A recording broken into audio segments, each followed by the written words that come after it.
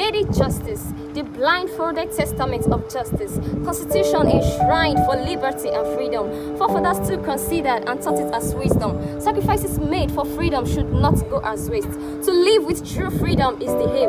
But remember the pains of our heroes past. Remember their struggles and strive for justice. Remember their courage and audacity to give men freedom. Remember that we are still here and they had the reason, justice. Still, many loopholes remain to be plugged. This world system is facing criticism and it is wholly bugged.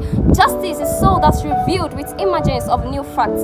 Under Official Records Act, nothing can be made public or revealed. Under the oath of secrecy, it is cleverly concealed. Normal man can dream of getting immediate relief, losing faith and trust as mark of disbelief. Innocent ones are sometimes treated as nothing. History teachers and goons rule the scene. Evidences or approval, turn hostile and proof is tempered. Does the system require honest trial for self and to be revived? Because I am tired of this meaningless justification. The nation is being corrupted. Citizens are being enslaved physically and mentally. Chains of injustice rakes the flesh. Still, some of us praise the system and sing for liberty. How can it grow amidst the bondage, limitation, bias, illiteracy, and poverty? Power corrupts, but absolute power corrupts absolutely, as said by Lord Acton. To wear justice its crown of imperialism, power must be dissolved, as injustice allowed only a man to assassinate young protesters. This was only made possible because of his power monopolism. Justice, the root of a true democracy. Justice, the source of equality and peace. Justice starts from the willingness to fight for it, because injustice somewhere is a threat to justice everywhere. It is high time we fist up for justice. If we don't fight for this cause, who else will? Is it our corrupt parliament or the executive that is above the law? How else shall our justice be atoned if not by these ways? Let's listen. Let the majority's voice canopy the perspective of the few. With power left in the hand of the few, nepotism can't be found missing, because injustice to people is an injustice to the core. Every Dicey was right when he said, how can there be justice when the keeper of the law is above the law? The executive should be as ordinary as the common man, because justice is when the people's consent wields the power.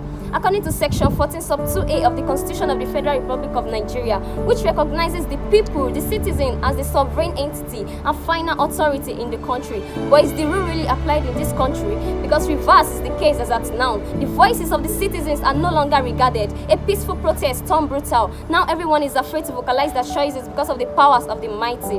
We plead for a righteous judgment. Let holy principles and justice be held. Let the innocent be not prosecuted and held. No one should be deprived of his or her rights and legitimate dues. The system should not be meant for only the few. Why is it so that only the influential gets scot-free, while others have to sit and recite hymn under the tree?